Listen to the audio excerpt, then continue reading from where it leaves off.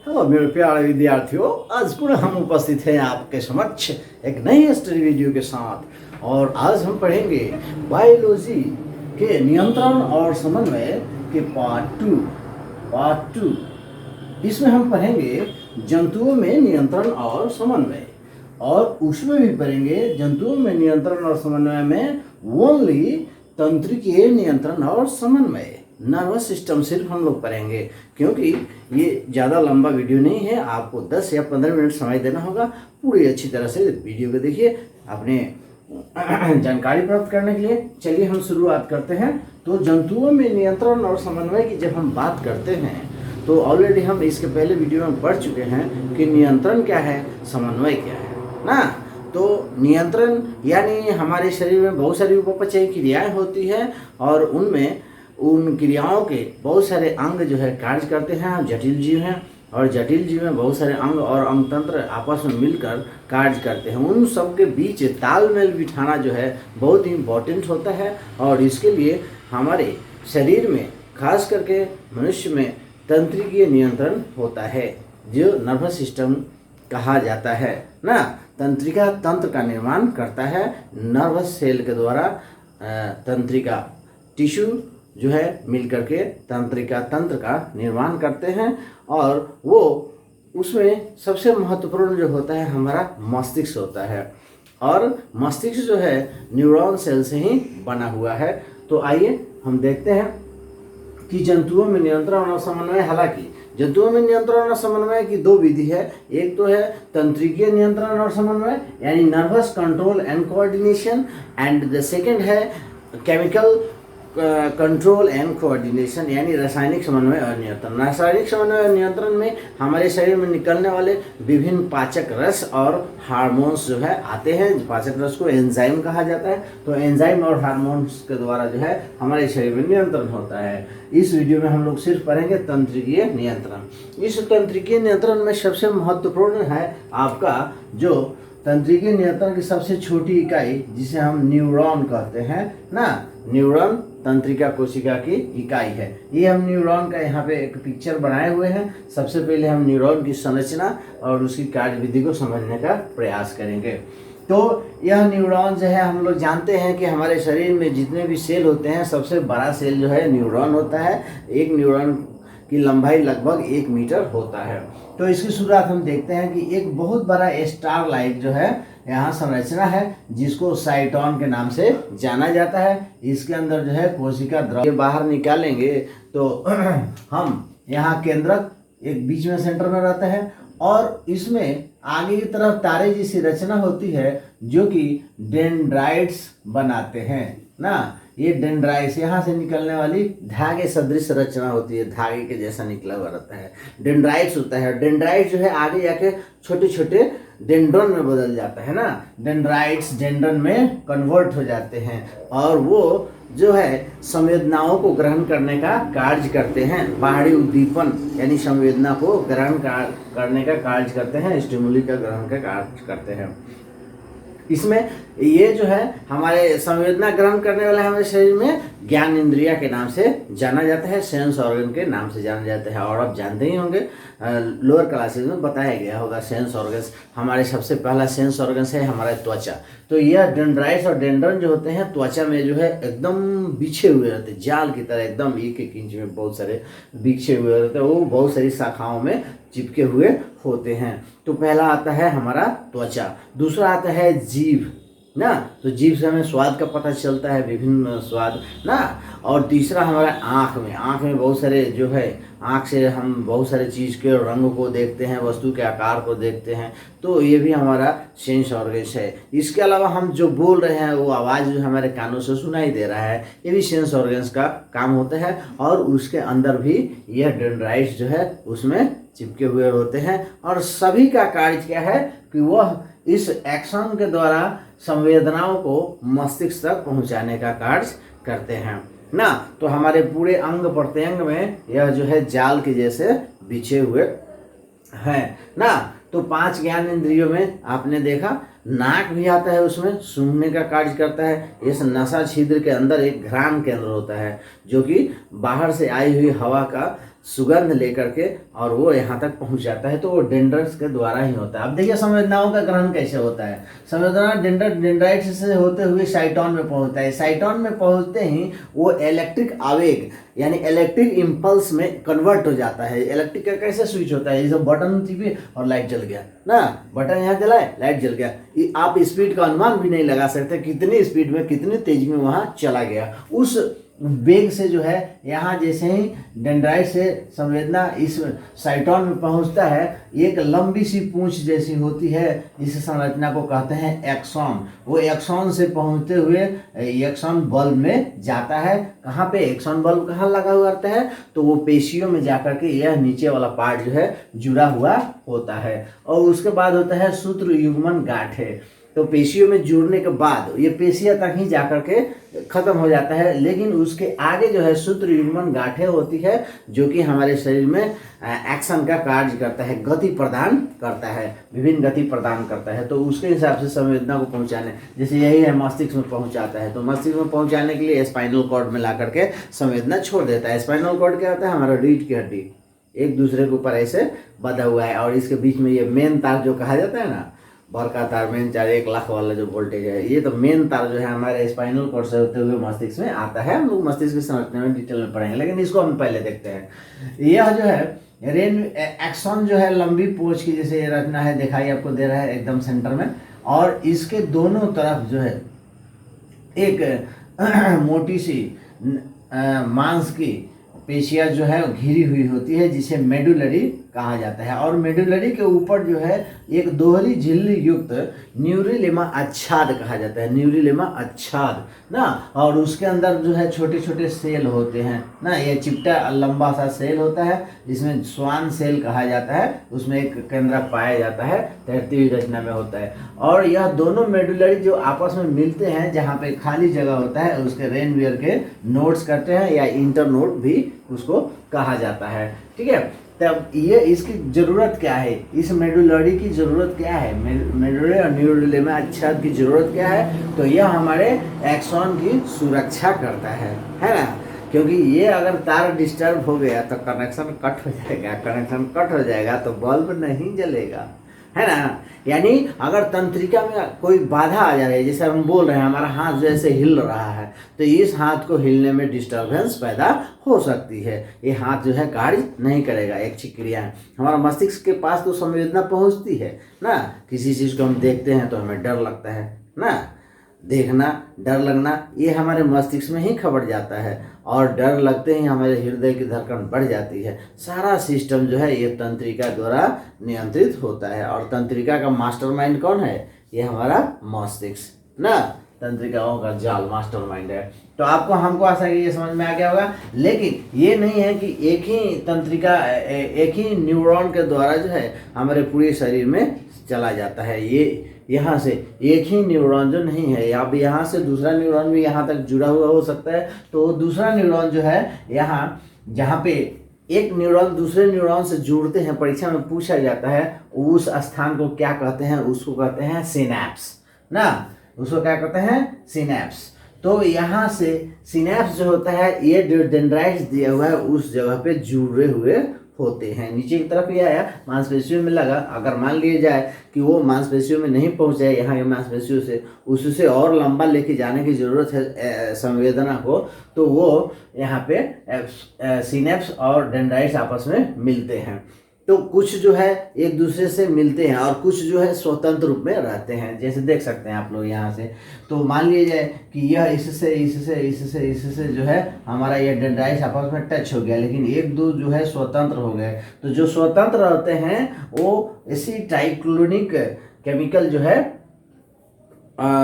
छोड़ते हैं, ऐसी ट्राइक्लोनिक केमिकल ना, जिसके चलते जो है वो संवेदना एक न्यूरॉन से दूसरे न्यूरॉन में पहुंचता है। संवेदना यानी आवेग, आवेग यानी इम्पल्स, इम्पल्स यानी उद्दीपन, यानी आपका खबर, सूचना ना, जो कि मस्तिष्क को भेजना होता है। चलिए, हम लोग आशा करते हैं कि आपको न्यूरॉन की संरचना जो है ये समझ में आ गया होगा। परीक्षा में ये जो है कभी कभी ये चित्र बनाने के लिए देता है और उसका नाम लिखने के लिए देता है, तो ये आपके लिए इम्पोर्टेंट है। अब हम चलते हैं मस्तिष्क जो हमारा मुख्य रूप से कार्य करता है।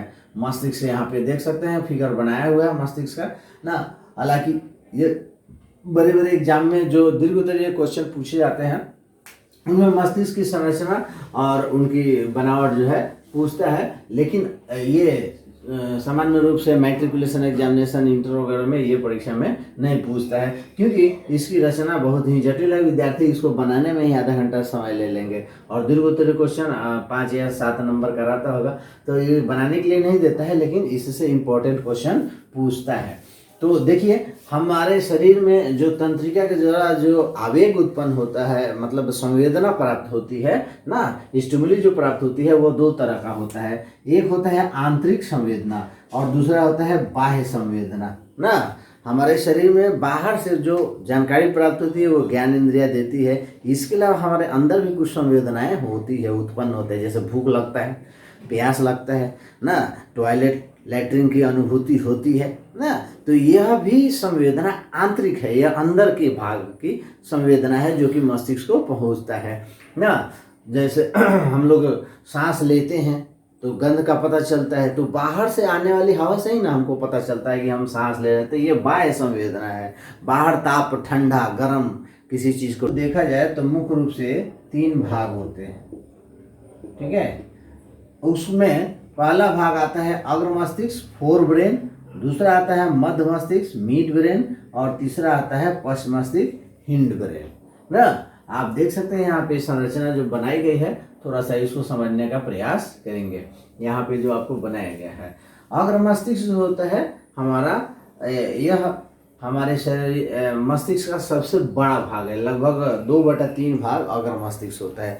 अग्र मस्तिष्क फोर ब्रेन, मतलब ये ब्रेन नहीं है, सिर्फ आगे की तरफ नहीं है, अग्र मस्तिष्क नाम है, लेकिन यह पतला सा कवर, जैसे ऐसे गागल नींबू नहीं होता है, बड़ा वाला नींबू, उसका खोपरोइया जो निकालते हैं तो कैसे निकलता है, ऐसे वो पूरा ढका हुआ।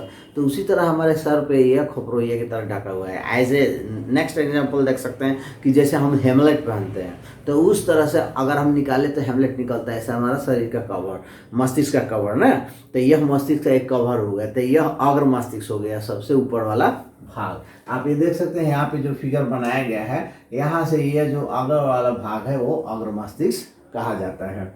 सबसे पहले हम जानते हैं कि हमारा मस्तिष्क जो है एक खोपड़ी से यानी हड्डी के भाग से ढका हुआ होता है ना, और यह इसमें एक गुहा होता है, मस्तिष्क होता है, और मस्तिष्क से नीचे वाला भाग में थोड़ा सा हल्का पतला सा गुहा होता है जिसे क्रेनियल गुहा कहा जाता है। और इस क्रेनियल गुहा में एक द्रव भरा हुआ रहता है जिसे स्पाइनल द्रव कहा जाता है। और उस मस्तिष्क के नीचे जो है एक पतला सा लेयर होता है जिसे मेनिंजिस कहा जाता है, और उस मेनिंजिस और क्रेनियल गुहा के बीच में जो जगह रहता है उसमें जो है सेरिब्रो स्पाइनल द्रव भरा होता है। सेरिब्रो स्पाइनल द्रव का कार्य क्या होता है, क्योंकि हम कभी सोचते हैं या ज़्यादा खुश होते हैं या फिर संकुचित हो जाते हैं, डर जाते हैं, तो हमारे मस्तिष्क जो है सिकुड़ता है और फैलता है, इस तरह का कार्य करता है ना। आप भी जो है कभी खुश होते हैं तो आप जो है पूरा जोर जोर से ऐसा हंसते हैं, हा हा हा हा ना, लेकिन कभी जो है दुखी हो जाते हैं तो ऐसा मुंह लटक जाता है, तो आप भी सिकुड़ते हैं, फैलते हैं। उसी तरह मस्तिष्क भी सिकुड़ता और फैलता है। तो सिकुड़ेगा फैलेगा तो मस्तिष्क जो है ये हड्डी से डिस्टर्ब ना हो, इसलिए उसमें थोड़ा सा लिक्विड रहता है जिसे सेरिब्रो स्पाइनल फ्लूइड कहा जाता है ना। यह अग्र मस्तिष्क का ही भाग है ना। उसके बाद एक नीचे थोड़ा सा एक पतला लेयर आता है जो कि आप उसमें देखते हैं कि यह छोटी छोटी ऊपर नीचे रचना यहाँ दिखाई दे रही है, ऊपर नीचे मस्तिष्क भाग होता है ना। आप देख सकते हैं कि यह अग्र मस्तिष्क जो है हमारा है, यह यहाँ से यहाँ तक, यहाँ पीछे तक जो है पूरा एक कवर के रूप में ढका हुआ है, और अग्र मस्तिष्क यहाँ से यहाँ तक फैला हुआ है। तो इसमें सल्क्स और गाइडस होते हैं ना। सल्स गाइडस मतलब जो उठा हुआ भाग होता है, गाइडस उठा भाग रहता है, सल्स धंसा हुआ भाग होता है, मतलब ऐसे ऐसे ऐसे ऐसे धंसा हुआ भाग रहता है। यानी पेट की जैसा हमारा आँख छोटी आँख ऐसे ऐसे लपेटा हुआ रहता है ऊपर नीचे ऐसे करके, उसी तरह मस्तिष्क भी होता है। इसलिए कहा जाता है कि पेट आपका साफ तो मस्तिष्क भी आपका साफ ना। विद्यार्थियों को खास बात यह ध्यान रखना चाहिए कि पेट साफ रखें तो मस्तिष्क भी आपका साफ रहेगा। पेट अगर साफ नहीं होगा तो न पढ़ाई में मन लगेगा, न मस्तिष्क आपको कुछ एब्जर्व कर पाएगा ना। तो विद्यार्थी को पेट साफ रखने का विशेष ख्याल रखना चाहिए। चलिए come to the point next. तो अग्र मस्तिष्क जो है वह दो भागों में बटा हुआ होता है। एक भाग को कहा जाता है सेरिब्रम और दूसरे भाग को डाइएन्सेफेलॉन कहा जाता है। सेरिब्रम जो है मुख्य रूप से हमारे मस्तिष्क का कार्य करता है, जिसे बुद्धि और चतुराई का केंद्र भी कहा जाता है। जब बुद्धि चतुराई का केंद्र है तो आप समझ सकते हैं ना कि इसमें प्रेम, आपका घृणा ना, भय, आप खुश होते हैं तो उसकी अनुभूति, उसका कंट्रोल, उसका नियंत्रण, उसका समन्वय जो है सेरिब्रम ही करता है ना। इसमें आपका स्मरण शक्ति भी होता है। आपको कष्ट कोई दे रहा है तो इसकी भी अनुभूति, आप किसी से घृणा कर रहे हैं तो आपके मन के अंदर कैसे भाव होंगे, यह जो है आपका अग्र मस्तिष्क का सेरिब्रम जो है कंट्रोल करता है। उसके बाद डाइएन्सेफेलॉन जो इसका ही एक भाग है जो कि दर्द, रोना और ताप का नियंत्रण करता है। आपको शरीर में कहीं भी दर्द होता है, घाव के चलते, पेट में पीड़ा यानी आंतरिक पीड़ा या बाह्य पीड़ा के चलते किसी तरह के दर्द की अनुभूति होती है तो ये डाइएन्सेफेलॉन को खबर पहुंचता है और डाइएन्सेफेलॉन उसके अनुसार से क्रिया करता है। आप जब रोते हैं तो आंख से आंसू टपक जाते हैं, डाइएन्सेफेलॉन की क्रिया के चलते ही होता है। ताप का नियंत्रण, ठंडा और गर्म की अनुभूति डाइएन्सेफेलॉन यानी अग्रभाग ही करता है। लगभग मस्तिष्क का अधिकतम कार्य जो है यही दोनों करते हैं। अग्र मस्तिष्क, मस्तिष्क का सबसे बड़ा भाग है ना, सेरिब्रम। अब हम आते हैं सेरिब्रम का काम आपका हो गया, ये है सेरिब्रम, सल्कस और गाइडस ना। अभी कभी कभी हम कंफ्यूज कर जाते हैं। कंफ्यूज क्या कर जाते हैं कि यहाँ है सेरिब्रम और पश्च मस्तिष्क का एक भाग है सेरिबेलम, ठीक है। अब आप कंफ्यूज हो जाएंगे कि सेरिब्रम और सेरिबेलम तो अभी पढ़ लिए, क्लियर है, लेकिन ये पीएमएस यानी पर्सनल मेमोराइजिंग सिस्टम में आपके पास नहीं रह पाता है। तो पर्सनल मेमोराइजिंग सिस्टम में रहने के लिए कोई ना कोई ट्रिक होना चाहिए और ट्रिक के लिए तो हम हाजिर है, आपको बताते हैं। आप अपने से भी ट्रिक बना सकते हैं क्योंकि ये पर्सनल है। हम आपको थोड़ा सा इशारा दिए, आप अपने से बनाना शुरू कर सकते हैं। तो ये हम लोग जब बीपीएससी की तैयारी कर रहे थे तो एक स्टूडेंट था सिवान का, तो ऐसा बहुत सारा ट्रिक दिया करता था। तो हम लोग भी ट्रिक के आधार पर आपको बताने का प्रयास करते हैं विद्यार्थियों को, ताकि उनको ये समस्या से दूरी हो सके। अब ब्रह्म, यहाँ पे सेरिब्रम आ रहा है या सेरिबेलम है। अब हम कैसे समझेंगे कि कौन आगे वाला है और कौन पीछे वाला भाग का है? तो आप इसमें से ट्रिक निकाल सकते हैं, सेरिब्रम है या सेरिबेलम है, ये समझ में नहीं आ रहा है। लेकिन जैसे ही आप अग्र मस्तिष्क का ग में र देख रहे हैं, उसी तरह ब में र है, तो यह ग्रम को, सेरिब्रम को ग्र में मिला दीजिए, यानी जिसमें रहेगा वो उसका भाग है। ठीक है, क्लियर, याद रहेगा। चलिए कम टू द पॉइंट। अब हम सेरिब्रम और सेरिबेलम को समझाने के लिए, याद दिलाने के लिए आप पहले ही बता दिए। अब हम मध्य मस्तिष्क की बात करते हैं। तो आप मध्य मस्तिष्क आप यहाँ देख सकते हैं कि इसके बाद जो है मध्य मस्तिष्क आता है, यह छोटा भाग है, उसके बाद ये मध्य मस्तिष्क है। यहाँ पे मध्य मस्तिष्क और अग्र मस्तिष्क के बीच में एक छोटी सी संरचना होती है। ये संरचना जो आपको दिखाई दे रही है, इस तरह की संरचना, वो कार्पस कैलोसम के नाम से जाना जाता है ना। कार्पस कैलोसम, दोनों के बीच एक छोटी सी पतली सी दीवार के डबल लेयर का होता है, कार्पस कैलोसम उसको कहा जाता है।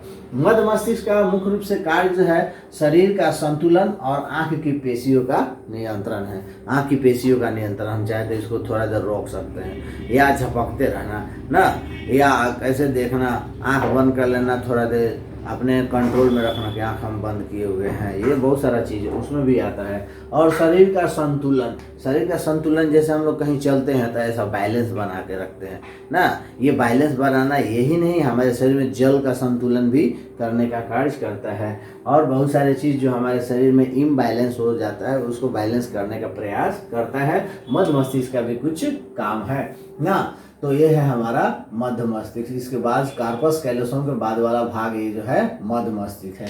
अब हम बात करते हैं पश्च मस्तिष्क। पश्च मस्तिष्क दो भागों में बटा होता है, सेरिबेलम और ब्रेन स्टेम ना। सेरिबेलम और मस्तिष्क स्टेम, तो ब्रेन स्टेम उसको कहा जाता है। तो सेरिबेलम यहाँ पे है, आप देख सकते हैं कि यह मध्य मस्तिष्क के बाद पीछे से पश्च मस्तिष्क अग्र मस्तिष्क से सटे हुए ही हैं। एक बहुत इम्पोर्टेंट यह केंद्र है ना, ईगो और परम ईगो के जिसके नाम से जाना जाता है ना। गुदीय चतुराई का केंद्र तो आपने ऊपर देख लिया, अग्र मस्तिष्क का ही भाग है ना। लेकिन ये मध्य मस्तिष्क का सेरिबेलम जो है वह ये परमानेंट मेमोरी है ना। जैसे कंप्यूटर में होता है परमानेंट मेमोरी, रैम और रोम, उसी तरह यह है। तो सेरिबेलम का कार्य क्या है कि हमारे शरीर में विभिन्न मुद्राएं होती है। जैसे हम चिंता होते हैं तो किस तरह का चेहरा बनता है, खुश होते हैं तो किस तरह का चेहरा बनता है, बहुत सारे मुद्रा में हम चिंतित मुद्रा में किस तरह का रहते हैं, पोस्चर जो है यह सेरिबेलम के द्वारा नियंत्रित होता है, नियंत्रण और समन्वय उसका होता है। और इसके अलावा जो है यह समन्वय का कार्य करता है, यानी विभिन्न अंगों के बीच तालमेल बिठाने का कार्य करता है सेरिबेलम। और शरीर में संतुलन का भी काम करता है। इसके अलावा ऐच्छिक गति का भी नियंत्रण करता है। सेरिबेलम का सबसे महत्वपूर्ण जो कार्य है वो है ऐच्छिक क्रियाओं का नियंत्रण। ऐच्छिक मतलब इच्छा की क्रिया से, यानी पेशी कोशिकाओं को यह आदेश देता है, पेशी ऊतक को आदेश देता है कि यह कार्य करें। उसी के बदौलत अगर ये डिस्टर्ब हो जाए, सेरिबेलम डिस्टर्ब हो जाता है या किसी कारण से उसके पास संवेदना नहीं पहुंचती है तो हमारा हाथ उठना मुश्किल हो जाएगा। जो हम बोल रहे हैं वो भी नहीं बोल पाएंगे ना। इसी के डिस्टर्ब होने से आदमी को लकवा मार देता है ना, यानी शरीर का एक अंग काम नहीं कर रहा है तो इसी से चलते परेशानी हो जाता है। आपका कार्पस कैलोसम जो होता है यह मध्य अग्र मस्तिष्क को दो भागों में बांटे हुए रहता है। यह जो है दो भागों में बटा हुआ था, एकदम बीच में एक छोटा सा कार्पस कैलोसम बीच में अंदर की तरफ भाग होता है। यह जो खोपड़ी बनाया हुआ था उसके बीच में अंदर से थोड़ा सा कट होता है, उसको दो भागों में बांटा हुआ रहता है, लेफ्ट और राइट ना। तो यह ध्यान रखेंगे कि आपका जो राइट वाला मस्तिष्क है आपके शरीर के बाएं साइड का ना, दाएं साइड वाला बाएं साइड का नियंत्रण करता है और बाएं साइड वाला दाएं साइड का नियंत्रण करता है। क्योंकि इसका जो संवेदना ग्रहण करने की क्षमता है यहाँ से आने के बाद जो है दोनों तरफ यह घूम जाता है ना। तो देखते हैं कि किसी को लकवा मारता है तो उसका एक साइड में पूरा पक्षाघात हो जाता है ना, एक ही तरफ पूरा मार देता है। ये हाथ काम नहीं कर रहा है, ये पैर नहीं काम कर रहा है, इसका मतलब कि ये मेडुला ऑब्लोंगेटा से जाने वाला जो यह आपका न्यूरॉन सेल है या ऊतक जो है वो कहीं ना कहीं से तार जो है ब्रेकअप हो गया ना, वायर शॉर्ट कर गया किसी कारण से, ज़्यादा सोचने से या दुख से या डर से, किसी कारण से, भय के कारण भी हो सकता है। तो वो कट हो गया तो बल्ब नहीं जलेगा, यानी उस एरिया में मस्तिष्क कार्य नहीं करता है। पूरे शरीर में जब पूरा डिस्टर्बेंस हो जाता है तो उसको हम क्या कहते हैं कि आदमी कोमा में चला गया, देख तो रहा है लेकिन वो आँख से पानी भी गिर रहा है, आँख खुल गया तो खुलले है, कोई बंद करने वाला नहीं है, यानी वो मस्तिष्क को कुछ खबर ही नहीं जा रहा है। बिना मस्तिष्क को खबर जाए हुए ना हमारा हाथ हिलेगा, ना हम चल पाएंगे, ना बोल पाएंगे ना। कुछ ऐसी कार्य है, श्वसन की क्रिया जो है वो चलती रहती है ना, अनेक क्रियाएँ हैं। उसके बाद हम देखते हैं कि ब्रेन स्टेम जो है वो दो भाग में बटा हुआ जाता है, पेंस ब्रोडोलाई और मेडुला ऑब्लोंगेटा। पोन्स ब्रोडोलाई यहाँ पे आप देख सकते हैं कि पोन्स ब्रोडोलाई यहाँ पे है, कान के पीछे आए हैं, अंदर की तरफ कान के सामने ही होता है पेंस ब्रोडोलाई। तो पोन्स ब्रोडोलाई क्या करता है, श्वसन की क्रिया का नियंत्रण करता है। दोनों साइड में नहीं होता है बल्कि इसके भीतर, ये कान दोनों जो है, दोनों जहाँ खुचा पीछे से खबर जा रहा है उसके बीच में ही रहता है और यहाँ से वो श्वसन का नियंत्रण करता है। यानी श्वसन में आप जो भी गंध आता है उससे होकर जाता है। और इसके अलावा जो है श्वास गति को तेज कर देना, श्वास को कम कर देना, ये उसके नियंत्रण में होता है ना। किसका? पोन्स वेरुलाई। उसके बाद आता है मेडुला ऑब्लोंगेटा। मेडुला ऑब्लोंगेटा ये आप जो है आपका मस्तिष्क है, ये पीछे वाला भाग जब टोएंगे तो यहाँ उठा हुआ दिखाई देगा, उठा हुआ दिखाई देगा, उसी को कहा जाता है मेडुला ऑब्लोंगेटा। ये उठा हुआ भाग जो है यह स्पाइनल कोड यानी हमारा रीढ़ की हड्डी है उसके बीच से यह जुड़ा हुआ है। मेन तार ऐसे रीढ़ की हड्डी से मेन तार गया हुआ रहता है, मतलब मुख्य तंत्रिका इधर से गया हुआ था और ये पूरा इधर फैला हुआ है और ये इधर फैला हुआ है, लेफ्ट में और राइट में ना। आपको बताया गया था कि इधर अगर हम लेफ्ट, हमारा राइट हैंड है तो लेफ्ट कहा जाएगा और लेफ्ट वाले को राइट कहा जाता है, क्योंकि हम ये वर्णन ऐसे करेंगे, है ना। आइए हम देखते हैं। तो मेडुला ऑब्लोंगेटा जो है मुख्य रूप से अनैच्छिक क्रिया का नियंत्रण करता है। अनैच्छिक क्रिया क्या है? अनैच्छिक क्रिया अनऐच्छिक नाम ही है। अन मतलब नहीं, ऐच्छिक मतलब इच्छा से, जो हमारी इच्छा से कार्य नहीं करता है। हम अगर चाहें कि हमें भूख न लगे तो ये हमारे बस की बात नहीं है। तो भूख का लगना एक छींक आ जाता है, आप चाहे तो रोक के दिखाइए, रोक पाएंगे? नहीं रोक पाएंगे। ये अनैच्छिक क्रिया है ना। तो अनैच्छिक क्रिया जो एकाएक होती है, अनैच्छिक क्रिया जो प्रायः कंटिन्यूअस हो रही है, टाइम टू टाइम होते रहता है, तो वो अनैच्छिक क्रिया की गति में आता है। लेकिन एकाएक जो क्रिया होती है उस अनैच्छिक क्रिया को प्रतिवर्ती क्रिया के नाम से जाना जाता है। खांसना, छींकना, उल्टी करना, पाचक रस पेट में निकलना अनैच्छिक क्रिया है। ये पलक का झपकना ये भी अनैच्छिक क्रिया है, लेकिन इसको हम थोड़ी देर के लिए रोक सकते हैं ना। लेकिन अब प्रतिवर्ती क्रिया कैसे होता है आप समझ सकते हैं कि जैसे आप चल रहे हैं और एक पाँव में जो है कोई कील चुभ गया, एक पाँव जो है पीछे की तरफ हट जाता है ना। आप ऐसे बैठे हुए हैं और कोई गर्मा गर्म रॉड या गरम सामान जो है कहीं भी सट जाता है तो ऑटोमेटिक हट जाता है। तो उसका नियंत्रण ये पेंस वेरुलाई जो होता है वह मेडुला ऑब्लोंगेटा के द्वारा होता है। लेकिन यह क्रिया वहाँ उसके द्वारा नियंत्रित प्रतिवर्ती क्रिया नहीं होती है, जो एकाएक होने वाली होती है। प्रतिवर्ती क्रिया मस्तिष्क द्वारा नियंत्रित नहीं होती है।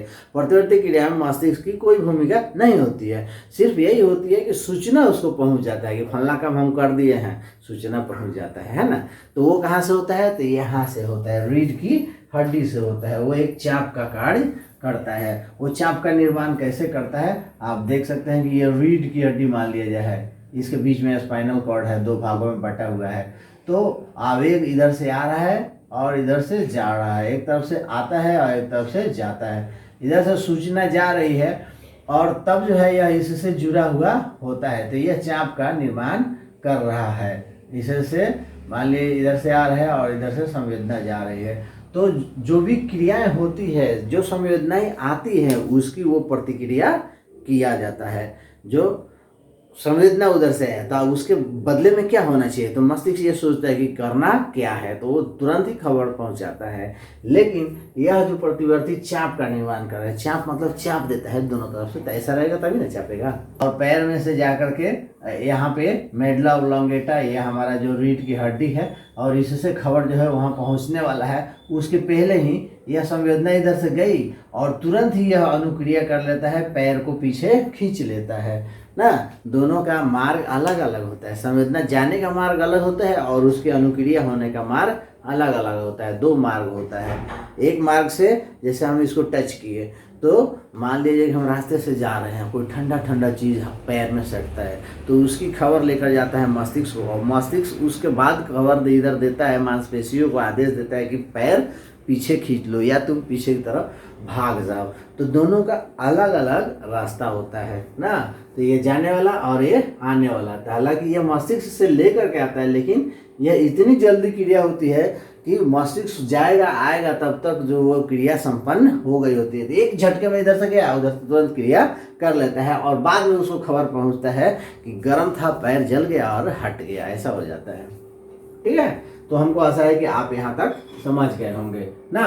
अब थोड़ी सी मस्तिष्क के बारे में जानकारी लेते हैं कि हमारा मस्तिष्क जो होता है उसका आयतन 1650 ml के लगभग होता है। आयतन 1650 ml और भार 1.5 kg होता है। एक वयस्क व्यक्ति का मस्तिष्क होता है वजन के हिसाब से। हमारे क्या कार्य हैं? तो मस्तिष्क का पहला कार्य है आवेग को ग्रहण करना, इम्पल्स एक्सेप्ट करना ना। विभिन्न आवेग ज्ञान इंद्रियों के द्वारा आंतरिक और बाह्य उद्दीपनों के द्वारा प्राप्त होने वाले आवेग को मस्तिष्क को खबर मिलती है। उसके बाद क्या होता है? खबर मिलने के बाद ग्रहण किए गए आवेगों की अनुक्रिया, अनुक्रिया मतलब रिस्पॉन्स देता है ना, कि क्या हुआ। जैसे कि सांप को देख करके वो डर रहा है, डरा तो मस्तिष्क को खबर पहुंचेगी बहुत ही खतरनाक है, आदमी वो काट लेगा, हमको मर जाएंगे, जो भी बहुत सारी सूचनाएं यहाँ पे चलना शुरू होता है। तो तुरंत वो रिस्पॉन्स करता है और जो है आपके पाँव को गति देता है, भगाने की कोशिश करता है, आपकी दिल की धड़कन बढ़ जाती है ना, क्योंकि बहुत सारे शरीर में कार्य करना शुरू हो जाते हैं। तो ये सारे कार्य जो है मस्तिष्क का है। नेक्स्ट तीसरा है कि विभिन्न आवेगों के बीच सहसंबंधन। जैसा कि हम जानते हैं कि आवेग जब आ रहा है तो एक बार में कई आवेग आ सकते हैं ना। जैसे हम खाना खा रहे हैं, टीवी देख रहे हैं, तो वो दिमाग वहाँ भी कार्य कर रहा है, खाना खा रहे हैं तो स्वाद ले रहे हैं, वहाँ भी कार्य कर रहा है ना। तो ये सारी सूचनाओं के बीच में सहसंबंधन यानी आपस में तालमेल बैठाने का कार्य करता है मस्तिष्क। और लास्ट में अंततः सूचनाओं का भंडारण करता है मस्तिष्क ना। सूचना भंडार हमारे शरीर में अंदर रहता है, मस्तिष्क का कार्य है। एक छोटा सा उदाहरण के द्वारा समझेंगे कि सूचना भंडार कैसे होता है। जैसे मान लिया जाए कि अगर कोई हम मिठाई जो कि खाए हुए हैं ना, तो जैसे ही उस मिठाई को देखते हैं, जो स्वाद हमारे सबसे प्रिय लगा हो, तो उसको देखते ही मेरे मुंह में सलाइवा आ जाता है, पानी आ जाता है। तो मस्तिष्क क्या करता है? उस पहले से भंडारित सूचना को उससे मिलान करता है, उस मिठाई से मिलान करता है और वो अनुभूति करना शुरू कर देता है, यानी अनुक्रिया रिस्पॉन्स देना शुरू कर देता है कि ऐसा मीठा लग रहा था, ऐसा अच्छा लग रहा था, तो मुंह में पानी ऑटोमेटिकली आ जाता है। यानी वो उसकी अनुक्रिया रिस्पॉन्स होता है कि वह सलाइवरी ग्लैंड को एक्टिवेट कर देता है, मुंह में सलाइवा आ जाता है, जैसे अचार को खाते हैं। लेकिन अगर उससे भी बढ़िया मिठाई है जिसको आप कभी खाए नहीं हैं, तो आपके मस्तिष्क में उसकी सूचना तो है नहीं, कोई कितना भी उसका बड़ाई कर ले, आपके मुंह में पानी आने वाला नहीं है जब तक आप खाएंगे नहीं। तो इस प्रकार इस वीडियो का अंत इस अच्छे मिठाई के साथ मीठे हम समाप्त करते हैं। नेक्स्ट वीडियो में आपसे मिलेंगे, तब तक के लिए जय हिंद।